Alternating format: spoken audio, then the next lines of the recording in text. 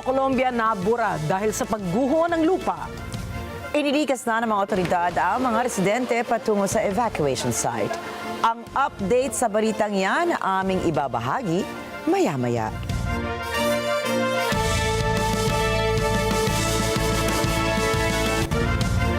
Magandang gabi, ako po si Rikki Mathay. Ako si Rikki, Alagao, Flores. Ito ang mata ng Agila International. Para naman sa mga headlines ngayong araw ng Miyerkules. Pangulong Ferdinand Marcos Jr. pinababantayan ng price gouging sa bilihan kasunod ng tigil putukan sa pagitan ng Israel at Iran. Pilipinas, pinag-iisipang bumili ng F-2 fighter jets sa Japan.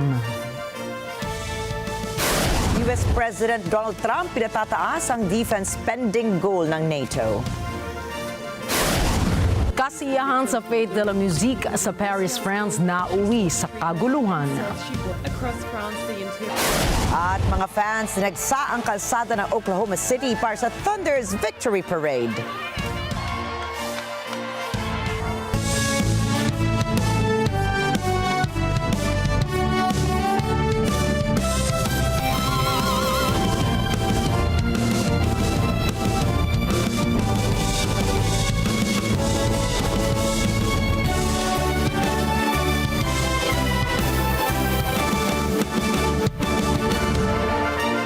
Sa patuloy na monitoring ng gobyerno ng Pilipinas sa presyo ng pangunahing bilihin, nilinaw po ni Pangulong Ferdinand Marcos Jr. na walang malaking epekto sa ekonomiya ng bansa ang tensyon sa Middle East. Pinababantayan ngayon ni PBBM ang price gouging sa bilihin dahil marami anya siyang nakitang nagtataas ng presyo kahit bumaba na ang presyo ng langis. So far, there is no effect. So that there is no significant effect on the economy. Yun lamang binabantayan natin ngayon yung price gouging. Dahil ang dami ko nang nakita, nagtataas ng presyo, hindi naman tumaas ang presyo ng langis. So yun ang babantayan natin ngayon. Mula rito, sinabi ng Pangulo na hindi pa kailangan ngayon ipagkaloob ang fuel subsidy sa mga public utility o utility vehicle drives at ibang apektadong stakeholder lalo na't bumaba ang presyo ng langis matapos ang ceasefire agreement. Kung hindi nagbago yung presyo, then we do the same like before. Ang sinasabi namin, hindi ayuda, subsidy, pag tumaas ang presyo. Kung di tumaas ang presyo ng langis, then there is no need for that. But the price of oil has not gone up.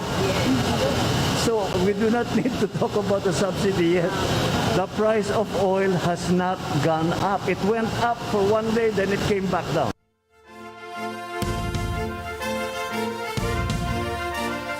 Natuwa naman po ang gobyerno ng Pilipinas sa desisyon ng Israel at Iran na sumang-ayon sa isang ceasefire deal para tapusin na ang halos sa 2 linggong palitan ng missile strikes. Sa statement, sinabi ng Department of Foreign Affairs na ang tigil putukan sa pagitan ng dalawang bansa ay magiging isang daan para maabot ang kapayapaan sa rehiyon. Hinimok din ng ahensya ang mga concerned parties na ipagpatuloy ang nasimulang dialogue at negotiations para humantong sa isang permanenteng solusyon sa issue. Batay sa datos ng gobyerno, nasa 30,000 Filipino caregivers ang nasa Israel, habang higit sa 1,000 naman ang nasa Iran. Umapela si Senadora Amy Marcos na suspindihin muna ang ikalawang round ng oil price hike kasunod ng pag-anunsyo ng ceasefire sa pagitan ng Iran at Israel.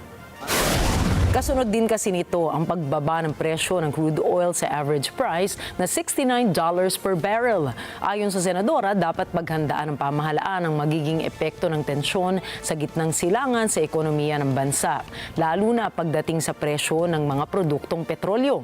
Binigyan din ni Senadora Marcos na nakaaapekto ang presyo ng langis sa lahat ng mga bilihin at serbisyo.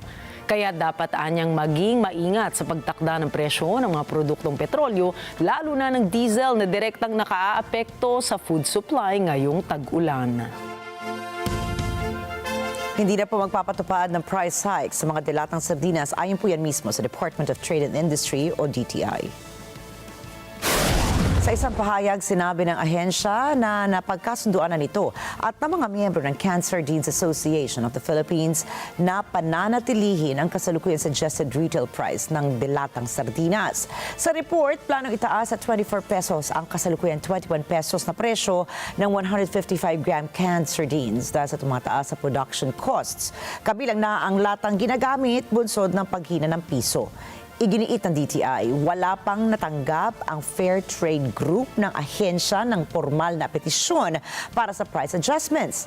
Nangako naman ang ahensyang kanilang mahigpit na babantayan ang merkado para siguruhin na mananatiling matatag at patas ang presyo ng mga bilihin. Ayon sa pag-asa, malaki ang tsansa na aabot sa 11 hanggang 19 ang bilang ng mga bagyong papasok sa Philippine Area of Responsibility o PAR ngayong taon. Sa isang climate forum, sinabi ng pag-asa na 2 hanggang 3 bagyong nakikita nitong pwedeng maging bagyo at pumasok ng PAR ngayong Hulyo, Agosto at Nobyembre. Habang 2 hanggang 4 na bagyo naman sa mga buwan ng Setyembre at Oktubre. Pagsapit naman ng Disyembre, 1 hanggang 2 bagyo na lamang ang may tsansang maglandfall sa PAR. December 1 or 2, so expected po natin all in all is around between 11 to 19 na bagyo ang ating inasahan sa susunod na mga buwan. Although mayroon mga bagyo ngayon, nakita nyo kanina sa TC threat potential, so ina-account natin yun sa June, although hindi pa kasi tapos ang June, no? Pero ang anticipated natin in coming months ay 11 to 19 TC frequency o dami ng bagyo. Kung inyo pong inonote, atin pong inonote, na ang bagyo po sa mga susunod na mga buwan ay malaki ang tsansa na naglalandfall talaga, no? Kasi ito yung season na to, although may inonote din natin na kung may occurrence tayo ng mga thesis sa loob ng ating area of responsibility, lalo na sa July, August, September at partially sa October, ay siya yung nag-i-enhance din ng ating habagat, di ba? So atin pong i-monitor parati yung ating forecast pagdating po sa bagyo. Ito in general kasi seasonal po ito, bilang lang ng bagyo, ating umumuna. Ikinokonsidera po ng Pilipinas ang pagbili ng Japanese fighter jets para sa modernisasyon ng ating Armed Forces of the Philippines. Ayon kay Air Force Chief Lieutenant General Arthur Cordura, posibleng bumili ang Pilipinas ng Mitsubishi F-2 fighter jets bilang karagdagan sa 12 FA-50 jets na ide-deliver mula 2026 hanggang 2030. Sa kabila naman ito, nakadepende pa rin sa magiging desisyon ng Department of National Defense ang pagpili sa mga karagdagang multi-role fighter jets mula Japan. Ang F-2 fighter jets ay may maximum speed na Mach 2 at combat range na 450 nautical miles. Mayroon din itong 20mm cannon na kayang pabagsakin ang iba't ibang uri ng missiles, rockets at munitions. Too little, too late again. Ito ang naging puna ni Vice President Sara Duterte sa naging pagkilos ng gobyerno sa pagsagip sa mga Pilipinong apektado sa hidwaan ng Israel at Iran. Dapat anya ay maagang napaghandaan ng pamahalaan ang paglikas sa mga overseas Filipino workers o OFW maging ang pagtaas ng presyo ng langis sa bansa. Hindi naman anya biglaan ang nasabing kaguluhan kaya giniit nitong dapat sana noon pa inapagplanuhan na ang gagawin. Pinayuhan din ni VP Sara ang gobyerno dapat unahin ang kapakanan ng taong bayan. Too little too late again. Dapat kasi the moment na nag-release na ng missiles or nag-launch na ng missiles ay meron ng plano kung ano ang gagawin para sa mga Pilipino na gustong lumikas. Hindi yung aantayin pa kung kailan sarado na yung borders, nawawala na yung nagka-cancel na ng flights, ang mga airspaces doon sa bansa na malapit sa kaguluhan. So, dapat kasi nagplano, hindi din nakakagulat yon sa ganun na pangyayari sa Middle East. Lagi iyan kapag merong sitwasyon doon sa Middle East, laging apekto talaga ang presyo ng krudo. Kaya dapat meron na ring plano doon. Mahirap lang naman pagplanuhan yung mga surprises yung mga alam na natin na mangyayari, dapat plug and play na lang yun. Kaya doon sa aking mensahe kanina, kung nakita nyo sa aking speech, ay sinabi ko na unahin natin ang bayan. Huwag yung pansariling interes at tigilan natin ang pang-aatake sa politika. Dalawang missile na high-quality mobility artillery rocket systems o HIMARS ang gagamitin ng Pilipinas at ng Estados Unidos para sa Operation Lightning Strike nito. Nangyayari ang nasabing military exercises ng Philippine Army at ng US Army Pacific sa Palayan, Nueva Ecija sa June 30. Bahagi po ito ng Salaknib Phase 2 na nagsimula pa noong May 19 ng taong ito. Bukod sa HIMARS missile, gagamit rin ng 4 na Premier Attack Helicopters ang mga sundalo para sa kanilang interoperability and tactical proficiency drills. Susunod, China patuloy pa rin ipinipilit ang pagmamayari sa Taiwan. NATO, suportado ang pag-atake ni Trump sa Iran. At Israel patuloy pa rin ang pag-atake sa sibilyan ng Gaza. Yan at iba pang mga balita sa pagbabalik ng Mata ng Agila International.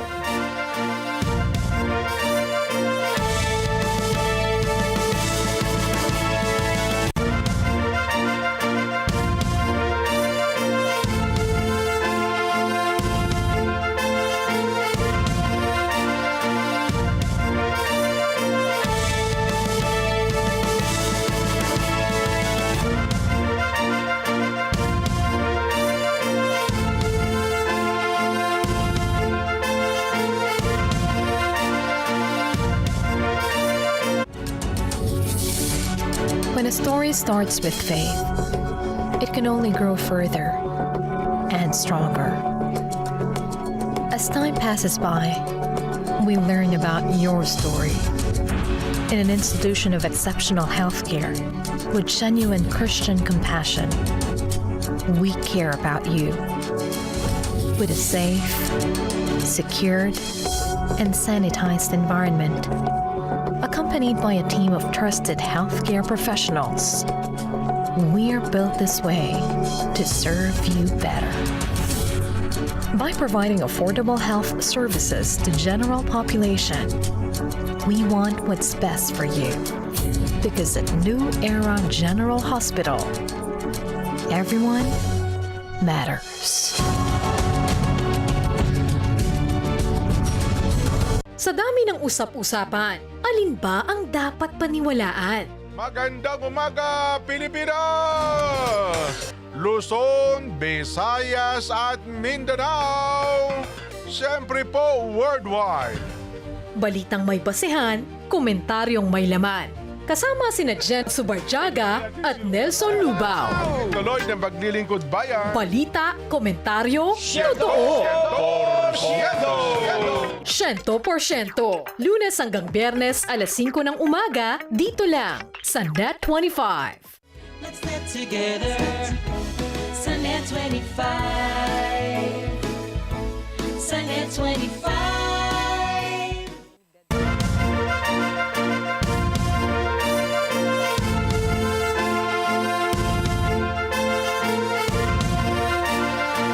Iginiit ni Chinese Foreign Minister Wang Yi na parte ng China ang Taiwan. 最重要的就是我们还没有实现完全的统一啊！你看现在世界大国里边，没有实现完全统一的就是中国，5个 P5 里边，中国还没有实现完全统一。那么这是我们一个民族的夙愿，也是我们的历史使命。我们同其他的欧洲国家一样，我们都要维护好国家的主权、领土的完整。 Dagdag pa rito, sinabi ni Yi na hindi pa nakakamit ng Beijing ang complete reunification na hanggang ngayon ay patuloy pa rin nananatili itong pangunahing historical mission ng kanyang bansa. Sa kanyang talumpati sa harap ng pagpupulong ng EU Council, sinabi niyang kahit kailan ay hindi papayag ang China na humiwalay sa kanila ang Taipei. Inakusahan pa nito si Taiwanese President Lai Ching-te at ang partido nito na nagpapakalat umano ng propaganda na nilalagay ang kanilang bansa sa panganib. 我们绝对不会允许台湾地区从中国分裂出去。但是现在值得警惕的就是台湾岛内执政的民进党他正在千方百计的试图走向台独，这是非常危险。而且他编造了很多虚假的叙事。但是台湾问题它的来龙去脉是非常清楚。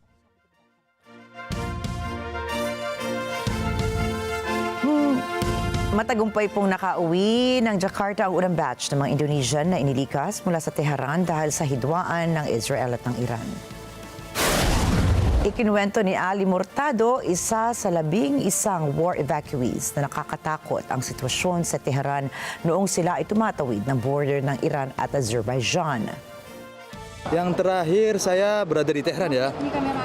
Ya saya terakhir berada di Tehran yang di mana di gedungnya KBRI. Saya menginap di sana semalam dan kondisi di sana cukup mencekam karena ada serangan dari Israel di beberapa saat dan berhenti beberapa saat dan lanjut dan kadang lanjut. Tetapi tidak ada yang masuk ke, saya lihat kemarin itu tidak ada yang masuk ke memukul tanah lah, masuk ke dalam tanah karena serangan berhasil ditepis oleh Iron Dome Iran. Ayon naman kay Andy Rakimianto, isang opisyal ng Ministry of Foreign Affairs, nagsimula ang evacuation ng kanilang mga kababayan noong pang June 20. Anya mahigit 300 Indonesians ang humingi na ng tulong mula sa kanilang gobyerno na makauwi na ng Jakarta. Ilan po sa mga ito ay nasa Baku, Azerbaijan at naghihintay ng available flights. Sinabi rin ni Rakimianto na pinaplansya na ng kanilang gobyerno ang second phase ng evacuation sa Iran. Some are still waiting for available flights from Baku, Azerbaijan. Beberapa waktu yang lalu juga sempat menyampaikan ada kurang lebih 380-an ya, warga kita yang tercatat oleh KBRI di Teheran yang berada di Iran. Sebagian sudah terdaftar dan 97 sudah kita keluarkan dari Iran. Kita pemerintah melalui KBRI Teheran sudah menerima beberapa permintaan tambahan dari warga kita yang ingin dievakuasi. Jadi pemerintah sudah memutuskan kita akan melakukan evakuasi tahap kedua. Kinumpirma ng Japanese military na naging matagumpay ang missile test fire na kanilang isinagawa sa Shizunai-Anto Air Firing Range sa Hokkaido. Ayon sa ulat, kanilang pinaputok ang Type 88 surface-to-ship short-range missile para patamaan ang isang dummy boat sa layong 40 kilometers ng katimugang baybayin ng isla. Pinaplano naman ng Japan na magsagawa pa sila ng susunod na missile test sa darating na linggo. Sa kabila nito, nagtipo naman ang mga demonstrador sa labas ng isang army camp para ipagsigawan ang kanilang saloobin. Ayon sa mga demonstrador, mapapalala pa ng tensyon sa Asia kung magpapatuloy ang ganitong mga missile test. Git pa nila posible pa nilang masangkot ang Japan sa mga posibleng gulo sa rehiyon. Ang unang domestic missile test ng Japan ay bahagi ng kanilang inisyatibo na mas palakasin pa ang kanilang military powers kasunod ng lumalagong naval presence ng China sa regional seas. Ayon naman sa Foreign Ministry ng Beijing, ang issue ng fentanyl ay problema ng Estados Unidos at hindi ng China. Narito pong report ni Marjorie Quintos. Iginiit ni Chinese Foreign Ministry spokesman Guo Jiakun na ang fentanyl ay problema ng Estados Unidos kung kaya't responsibilidad nitong resolbahan ang issue. Ang pahayag na ito ni Guo ay bilang tugon sa katanungan ukol sa hakbang ng China na higpitan ang pagkontrol sa dalawang kemikal na ginagamit sa paggawa ng fentanyl. Kung ito ba ay batay sa kahilingan ng US o bilang pakikipagtulungan dito. 这一举措是中国政府为履行联合国禁毒公约缔约国义务采取的自主措施，旨在严格管理抑制毒化学品，体现了中方积极参与全球毒品治理的态度和负责任大国的担当。 Dagdag ni Go, Tanging US ang dapat humanap ng solusyon ukol sa fentanyl issue. Binanatan din ni Go ang Washington ukol saan ito'y maling pagpapataw ng taripa gamit ang issue ng droga. 芬太尼是美国的问题，不是中国的问题，责任在美国自身。美方无视中方善意，对中国无理加征芬太尼关税，这严重冲击中美在禁毒领域的对话与合作。 也严重损害美国。如果真心想同中国合作，就应正视客观事实，纠正错误做法，以平等、尊重、互惠的方式同中方对话。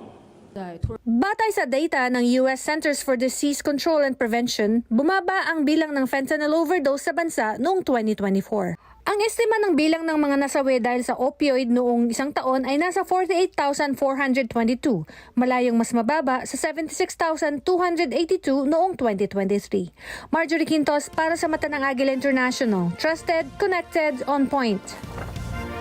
Dahil sa pangambang lusubin din ng Moscow, matindi ang pagbabantay ngayon ang mga residente ng Finland sa kanilang border sa Russia.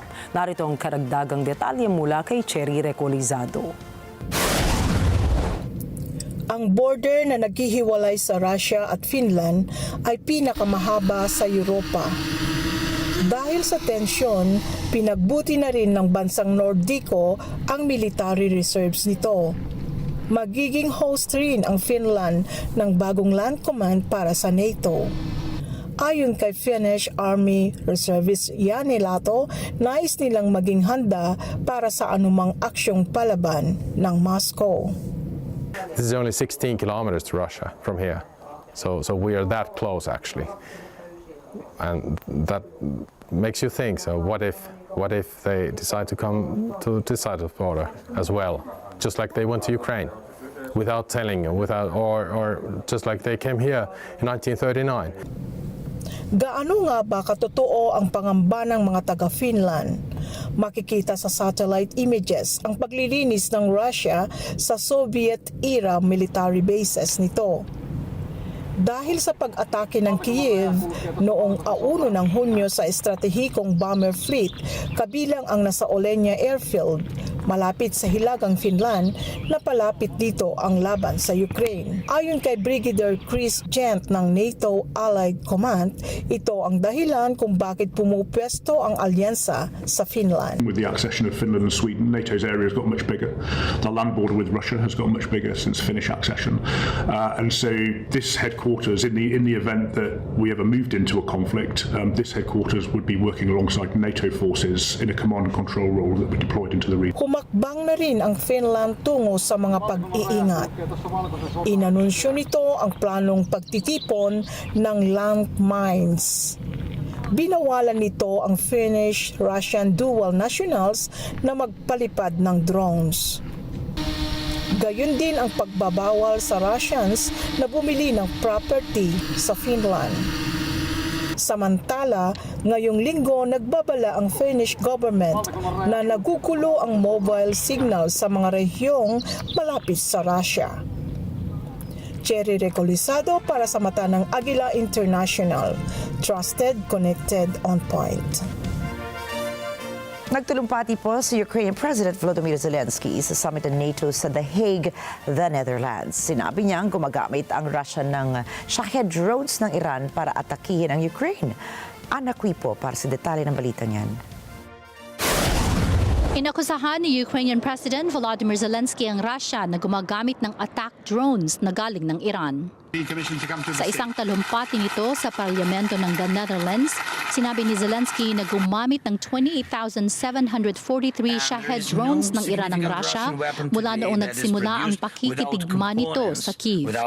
Binigyang diin niya na nakadepende ang Ukraine sa suporta na manggaling sa West para mapigilan ng mga attack drones ng Russia. At ibinunyag na suportado umano ng Iran ang Russia.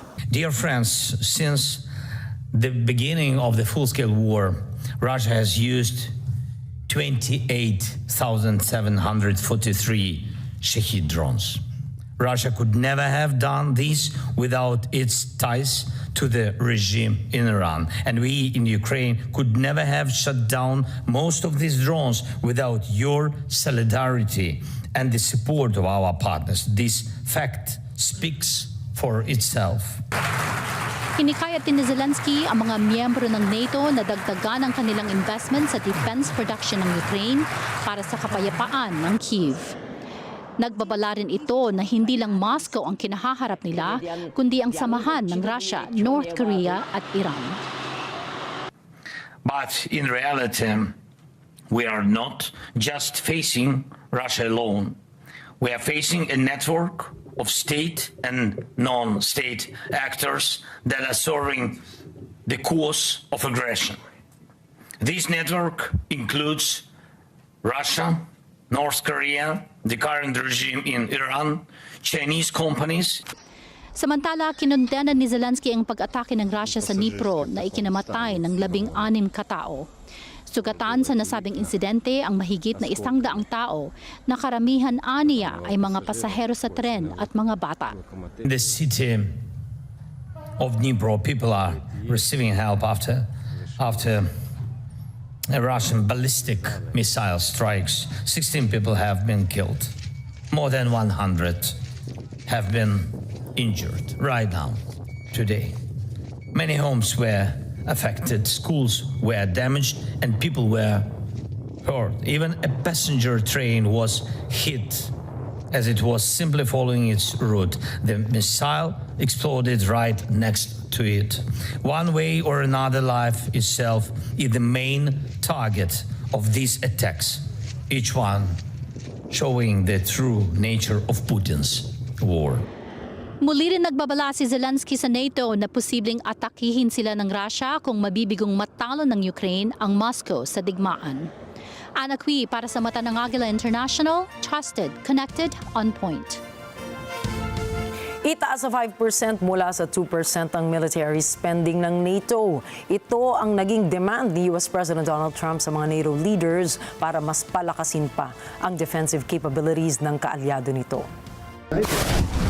We're with them all the way. But if you take a look at the numbers, we're with them. And they have very big things to announce today. I don't know if you've taken the vote or you're going to take the vote, but I've been asking them to go up to 5% for a number of years, and they're going up to 5%. That's a big, from 2%. And a lot of people didn't even pay the 2%. So I think it's going to be very big news. NATO is going to become very strong with us. Para kay Trump, mahalaga pa rin ang kakayahan ng NATO na depensahan nito ang kanilang mga teritoryo kung sakaling atakihin sila ng mga kalaban. Sa kabila nito, hindi pumabor ang Spain at Belgium sa plano ni Trump na taasan ang gastusin para sa militar. Iginit ni Belgium Prime Minister Bart de Wever na kung kaya ng Spain na tugunan ang military capabilities nito nang hindi gumagastos ng malaking halaga, ay magagawa rin ito ng iba. Inaasahan namang makikipagpulong si Trump kay Ukrainian President Volodymyr Zelensky para pag-usapan ang pinaplansyang peace negotiations sa pagitan ng Ukraine at Russia. Dinepensahan po ng hepe ng North Atlantic Treaty Organization or NATO ang pag-atake ng Estados Unidos sa Iran. Wala nilang nilabag na international laws ang US. Narito po ang karagdagang mga detalye mula kay Chantel Santos. Ayon kay NATO Chief Mark Rutte, hindi lumabag ng kahit anong international law ang US nang bombahin nito ang Iranian nuclear sites noong Sabado. Dagdag ni Rutte, hindi dapat mag-develop ng sandatang nuklear ang Iran. When it comes to NATO's stance on Iran's nuclear program, allies have long agreed that Iran must not develop a nuclear weapon. Allies have repeatedly urged Iran to meet its obligations under the Non-Proliferation Treaty. Really, let's focus on the essentials here. My biggest fear would be for Iran to own and be able to use and deploy a nuclear weapon. It would be a stranglehold on Israel, on the whole region and other parts of the world. And that is why NATO has said Iran should not, and this is a consistent position of NATO, Iran should not have its hands on a nuclear weapon. So, and I would not agree that this is against international law what the US did. Ayon kay Rutan, nagkasundo ang mga miyembro ng NATO sa paggamit ng 5% ng kani-kanilang gross domestic product o GDP para sa depensa. The Defense Investment Plan that allies will agree in The Hague introduces a new baseline, 5% of GDP to be invested in defense. This is a quantum leap that is ambitious, historic, and fundamental to securing our future. Dagdag ni Ruta, gugugol ang mga kaalyado para sa karagdagang kagamitan ukol sa depensa. But let me give you a few examples of what we will invest in. A 5-fold increase in air defense capabilities. Because we see Russia's deadly terror from the skies over Ukraine every day.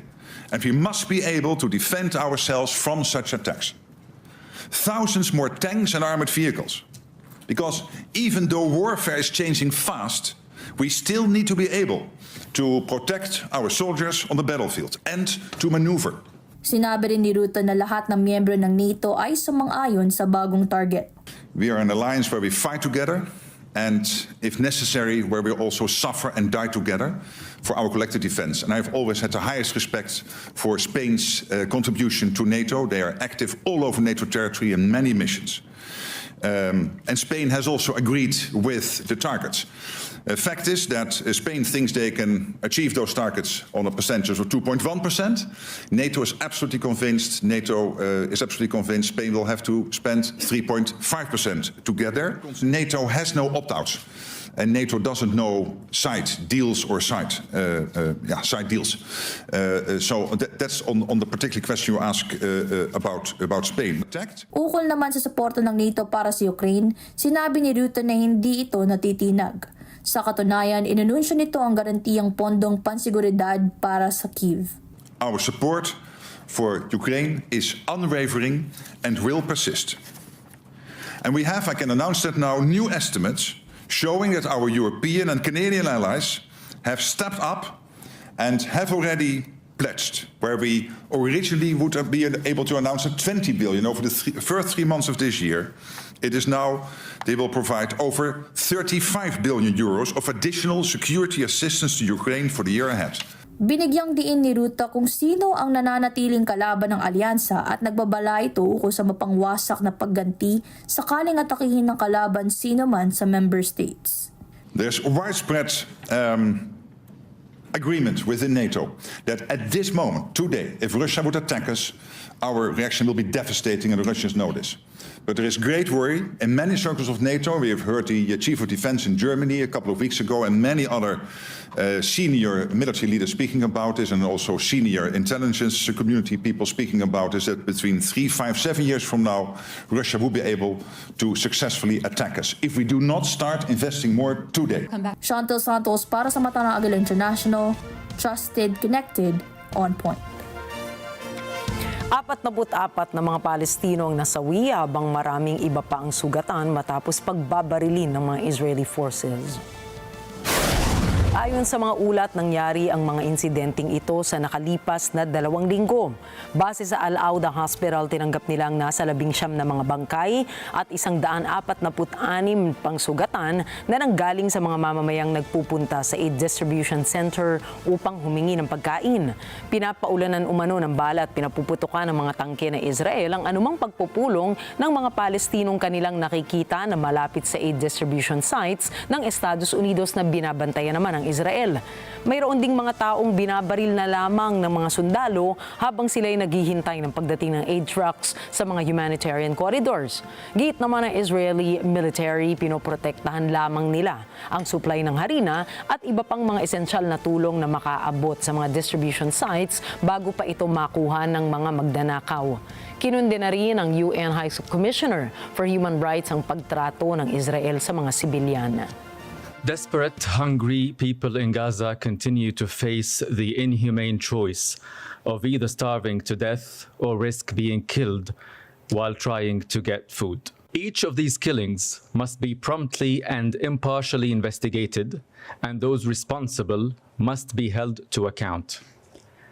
The killing and wounding of civilians resulting from the unlawful use of firearms constitute a grave breach of international law and a war crime. The Israeli military must stop shooting at people trying to get food. Israel must also allow the entry of food and other humanitarian assistance needed to sustain the lives of Palestinians in Gaza in accordance with international law and humanitarian principles. It must immediately lift its unlawful restrictions on the work of the UN and other humanitarian actors.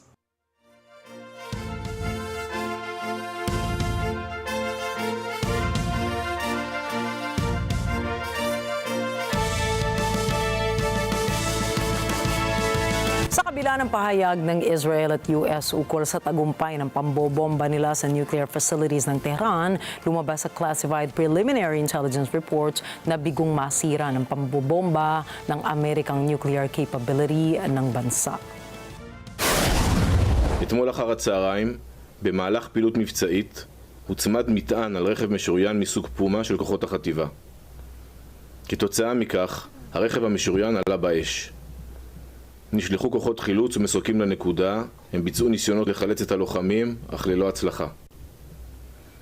מדובר באירוע מורכב שעדיין מתוחקר.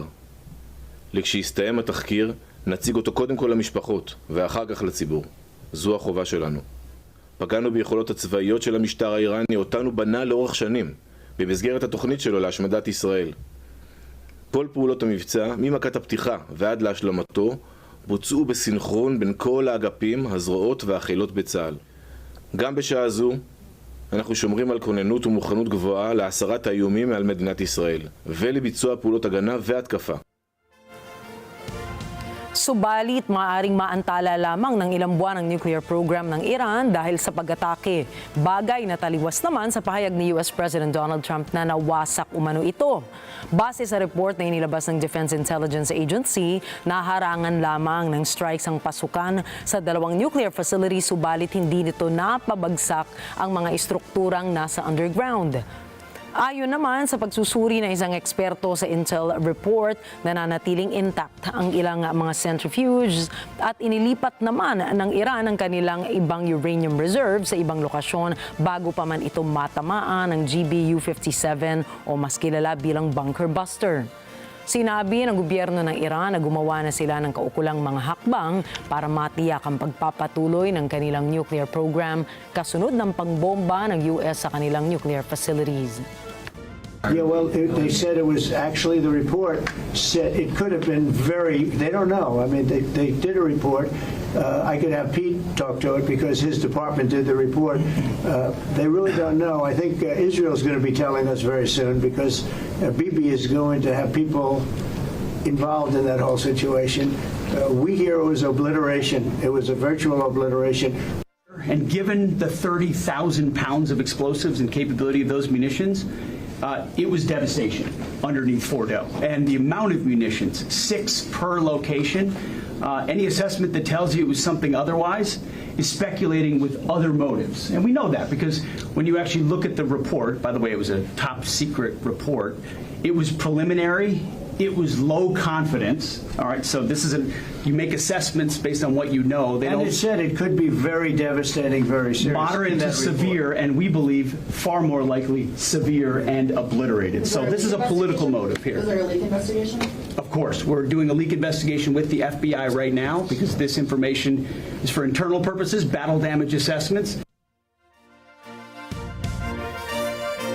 Aabot naman po sa 120 mga bata ang dinukot ng mga jihadist insurgents sa northern Mozambique. Ayon sa Human Rights Watch, tumataas ang kaso ng pandurukot sa lugar ng Cabo Delgado Province. Ginagamit ang mga bata ng mga Islamic State-linked group o kilala bilang Al-Shabaab para magsilbing kargador sa pilitang pinagtatrabaho upang maghatid ng pondo sa kanilang terrorist organization. Iniensayo para maging child soldiers at minsan ay sa pilitang ikinakasal at hinahalay. Mula pa noong 2017 ay patuloy na po ang pakikipaglaban ng Cabo Delgado sa mga Islamist insurgency. Dahil sa insidente ay lumikas na ang mga nasa mahigit 600,000 na residente ng nasabing lugar.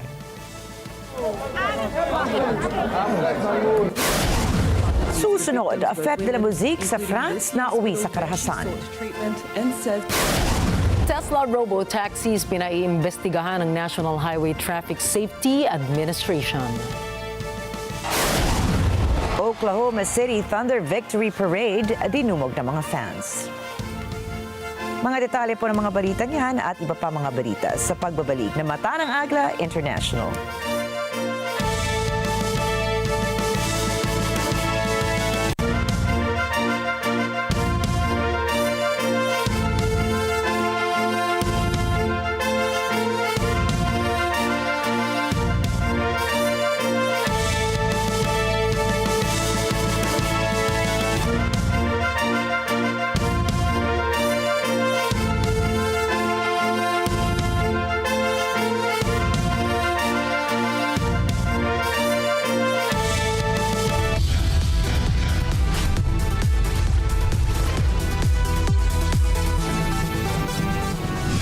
Kasulukuyang henerasyon, marami na ang nag-viral. Dahil po yan sa kanilang ginagawang pagtulong sa kapwa. Pero mas marami ang tumutulong kahit walang nakakakita. Kaya naman kung ikaw ay may kilala na grupo o individual na may natatanging pagresponde sa lipunan at maging sa kalikasan, mag-text lamang sa 0915-415-1035 o mag-email sa responde@net25.com at magpadala ng mensahe sa ating Facebook page at NET25 TV. Baka kayo na ang susunod nating Certified Key Responder. Let's net together sa NET25. Sa NET25. This weekend, get ready for a show that brings families together. Celebrate amazing people of all ages with fantastic talents, from singers to artists and more. But it's not just about what they do. It's about the heart behind it. These are stories of courage, creativity, and dreams coming true. Proof that with a little passion and a lot of heart, anyone can shine. Shine together. Yan ang ating aabangan sa Ito Ang Tahanan ngayong Sabado at Linggo, alas 8 hanggang alas 9 ng umaga sa NET25. Let's net together sa NET25.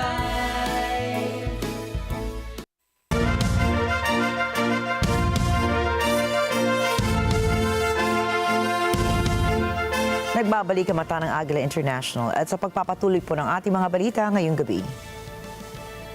Nasawi ang hindi bababa sa 10 katao matapos ang pagguho ng lupa sa munisipalidad ng Belo sa Colombia. Ayon sa report, may 15 katao ang pinaghahanapan ng mga disaster rescue teams dahil sa naging pagbaha sa lugar bunsod ng landslide. 8 naman ang naitalang nasaktan mula sa trahedya. Nailikas naman po ang mga residente sa pinangyarihan ng landslide. Ayon po yan kay Antioquia Governor Andres Julian Rendon. Sa ngayon, nananatili pa rin na prone ang lugar sa landslide dahil sa umiiral na thunderstorms sa bansa. Naiwang nakasabit ang cab ng isang truck sa bangin matapos bumagsak ang Hosi River Grand Bridge sa China dahil sa isang landslide. Ayon sa report, mabilis na nakapag-brake ang driver bago tuluyang mahulog ang kanyang sinasakyang truck sa bangin. Pinaniniwala ang higit sa 100 metro ang lalim ng posibleng bagsakan ng sasakyan sakaling mahulog na nga ito. Agad namang rumisponde ang mga rescue personnel para sumaklolo sa driver. Nag-deploy ang mga ito ng safety ropes and ladder sa bintana ng truck para ligtas na mahugot ang driver patungo sa ligtas na lugar. Nakumpirma naman sa isang drone surveillance na walang nasawi o nasaktan sa insidente. Naglunsad na ng investigasyon ng mga otoridad hinggil sa sanhi ng pagbagsak ng tulay. Nakaiwas naman ang isang kotse sa China mula sa bumukang sinkhole sa kahabaan ng Yangjin Road sa Yun County, Lincang, Yunnan Province. Sa CCTV footage, makikita po ang pagdaan ng isang itim na sasakyan sa kalsada nang bigla na lamang lumundag ito sa tila humps at saka biglaang bumuka ang malaking butas sa daan. Ayon naman sa report, may sukat ang sinkhole na 3 diameters and 2 meters deep. Nakakitaan naman ng tagas ng tubig sa drainage pipe sa butas na pinaniniwalaang sanhi ng pagguho ng lupa. Hindi naman po nagtamo ng kahit anong galos ang driver, subalit nagdulot ito ng pinsala sa kanyang kotse. Wala namang ibang mga sasakyan ang nahulog sa naturang sinkhole habang pansamantalang isinara ang naturang kalsada para ayusin ito. Nabalot ng karahasan at kaguluhan ang kalsada sa Paris matapos magsagawa ng malawakang pag-aresto ang kapulisan sa France. Nagsagawa ng malawakang sting operation ng mga otoridad matapos mabiktima ang nasa 145 mga kababaihan sa patagong pagturok ng iligal na droga sa kanila gamit ang iniksyon. Nasa 41 kalalakihan na ang naaresto ng otoridad na sangkot sa umano'y malawakang plano ng pandodroga at pangahalay ng kababaihan sa naturang okasyon. Dahil sa mga pang-aaresto, nagresulta ito sa mga engkwentro sa pagitan ng mga dumalo sa FET at otoridad. Makikita rin sa video na marami rito ang nagtatakbuhan mula sa mga otoridad o sa mga suspect. May iba pa rito na nagpasyang lumaban mula sa otoridad sa pamamagitan ng pambabato ng Molotov cocktails o iba pang mga kagamitan. Ang Fête de la Musique ay isa sa pinakamalaking selebrasyon para sa sining at musika sa buong mundo na idinaraos taon-taon. Ngunit mahigpit din itong binabantayan sa Europa dahil madalas itong nagiging sanhi ng paglaganap ng krimen sa mga syudad.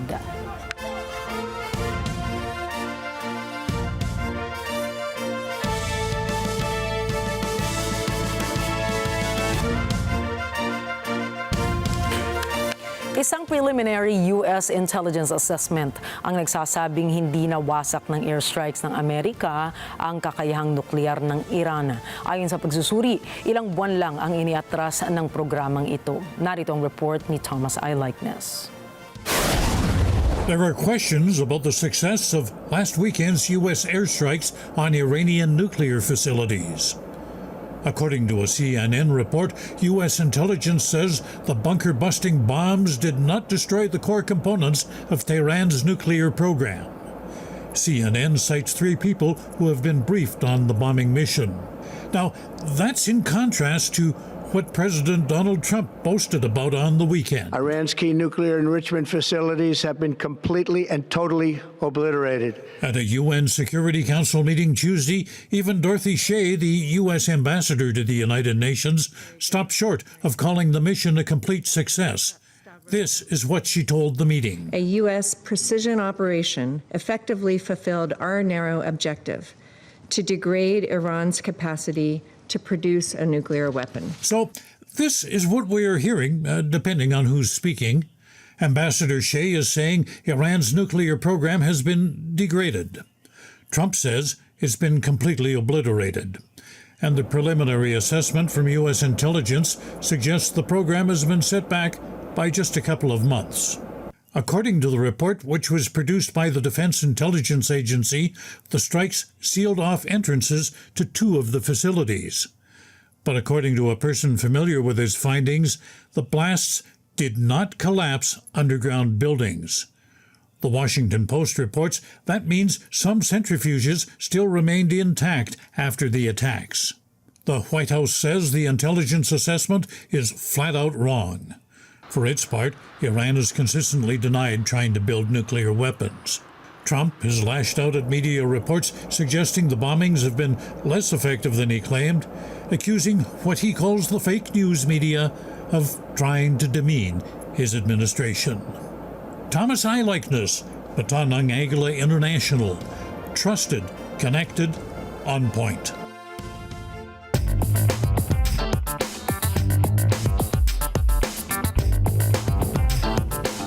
Iniimbestigahan na po ng U.S. National Highway Traffic Safety Administration ang Tesla. Kasunod ito ng paglabas ng EV company na self-driving auto taxis sa Texas ngayong linggo. Napilitan ng ahensyang imbestigahan at pansamantalang ipatigil ang operasyon ng mga robot-taxi matapos ang ilang reklamo ukol sa reckless driving at paglabag nito sa iilan pang batas trapiko. Ang mga robot-taxi po ay inaalalayan ng mga safety drivers sa passenger seat. Subalit, ayon sa Tesla CEO Elon Musk, balak nitong maging fully automated na ang proseso sa mga taxi. darating na panahon. Nais ng competition regulator ng United Kingdom na kontrolin ang Google search engine sa kanilang teritoryo. Si DJ Angelo Cabansag para sa detalye. Imumungkahi ng Competition and Markets Authority or CMA ng United Kingdom na bigyan ng strategic market status ang Google. Sakaling magtagumpay ang CMA sa plano nito, magkakaroon na ang CMA ng control sa Google search engine. Mapipilitan ngayon ng US tech giant na tiyaking mas patas ang ranking ng mga negosyong lumilitaw sa Google search. Nais din ng ahensya na magkaroon ng kontrol ang mga publisher sa mga content na lumalabas sa search results ng Google. Dapat ang nila na gawing portable o madaling makuha ng mga Google user ang kanilang data online. Target din ng CMA na gawing mas madali para sa mga user ang pag-access sa iba pang online search services. Malaking tulong nila ito para sa mga business startups na nag-aalok ng mga pakabagong produkto sa online market. Plano ng CMA na ipatupad ang polisiyang ito sa darating na Oktubre. Mula sa London, United Kingdom, ito po si DJ Angelo Cabansag para sa mata ng Agila International. Trusted, connected, on point.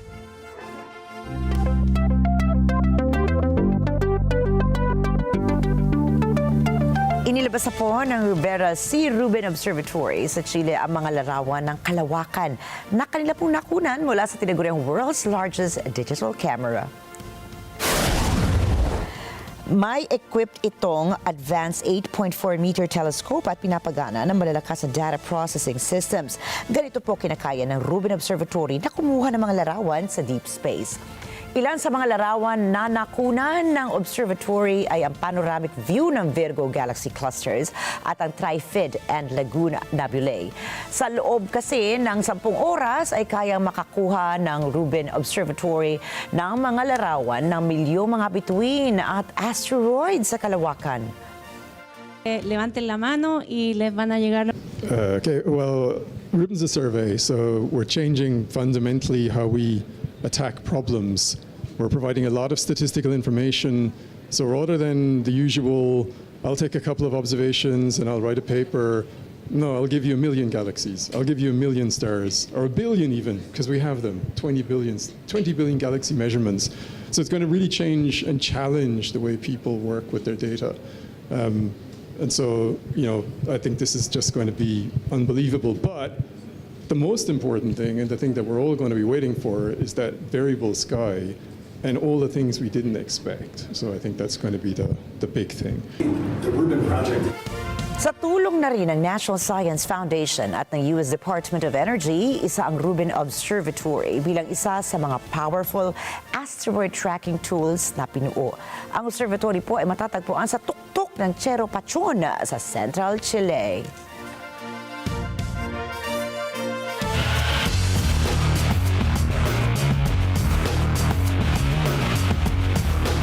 Nagpakitang gilas ang mga natatanging kabataan sa Papua New Guinea sa isang inter-school chess competition. Isinagawa ang chess tournament sa Port Moresby. Alamin natin ang mga detalye mula kay NET25 correspondent Eco Hortaleza Quinola. Here in Papua New Guinea, 8 schools competed in a chess tournament at Port Moresby International School. Competitors include students from grades 7 to 12. The tournament culminates the incredible display of the young students' intellect and strategy-making skills. I've put a lot of emphasis on myself to do critical thinking, and chess has done that immensely for me. Very good chess competitors. I've seen some really good chess players today. More competitive people will lead to a better tournament and everybody gets to have fun, Maybe we can have it more frequently as well, and that would be good. They should organize more games like this so we can come and practice from that. Sharp moves, tough decisions, along with undeniable sportsmanship among the competitors may be seen in the entire venue. The tournament adopts a single round-robin format in 11 rounds. This allows every school to play each other once and a goodbye round each. Going forward, we would like to see more schools participate. Hopefully next year it will be a much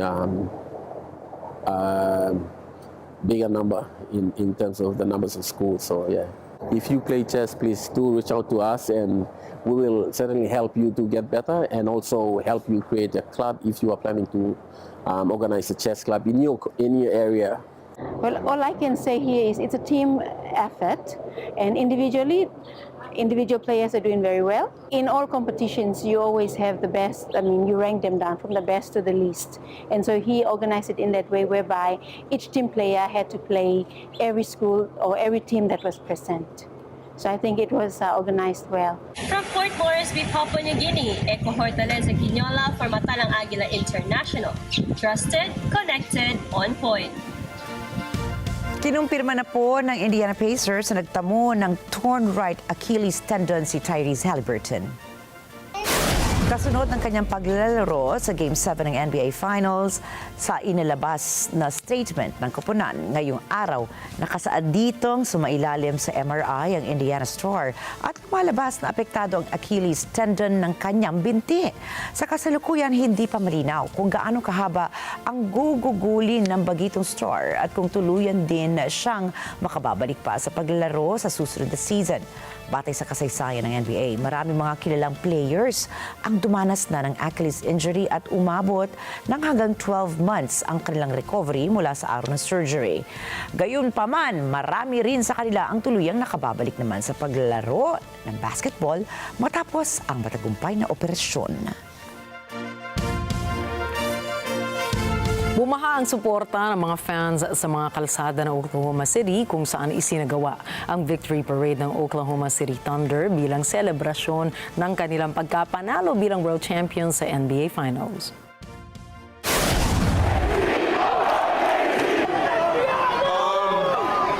Don't ever forget this. Like, moments in life like this, they don't come and go often. Make sure you guys enjoy this moment with your family, your friends, your loved ones. Everyone that helped you and us get here. Don't forget who they are. Don't ever turn your back on them. Just like us as a team, just like us as a community, just like us as a city of Oklahoma.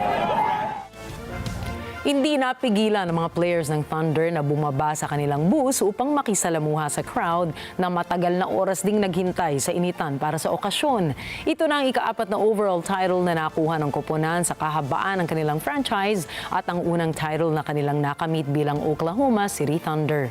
Ang mga major players ng team na sina NBA at NBA Finals MVP Shai Gilgeous-Alexander, Jalen Williams, Alex Caruso at Chet Holmgren ay hindi napigilan ng emosyon sa hindi magkamayaw ng mga fans na nagsisigawan at nagpaulan pa ng mga confetti sa mga high-rise buildings na kanilang dinaanan. Sa isang parte ng parada ay bumaba ng bus si Gilgeous-Alexander na bit-bit ang championship trophy na inilagay sa gitna ng kalsada at doon niya binati ang fans na nag-aabang. Now, a lot of the world doesn't see it, like you said, but everybody in this arena, in this city that has been with me for the last 6 years, they were chanting MVP when I was averaging 19 points on a 20-win team. They understand. They know exactly what it takes and what it looks like. And without them, we are not this. Oklahoma City Thunder!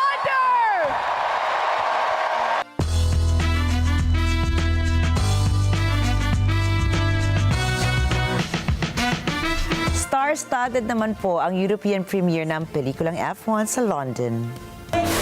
Nagsigawan ng mga fans nang lumabas at naglakad sa red carpet ang bida ng F1. Wala pong iba kundi si Brad Pitt. Present din ang iba pang artista ng pelikula na sina Damson Idris at Kerry Condon.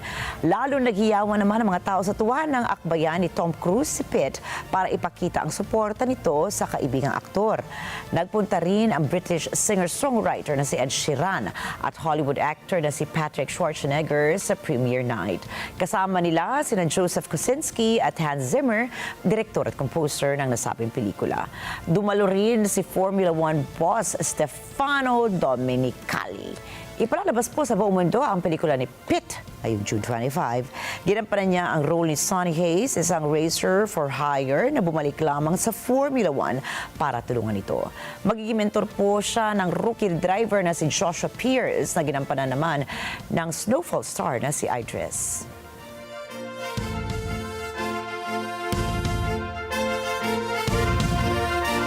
At narito po kami para maghatid ng balita sa amang dako ng mundo. Magandang gabi, ako po muli si Rikki Mathay. Ako si Nina Rikki, Alagao, Flores. Ito po ang mata ng Agila International. Trusted, connected, on point.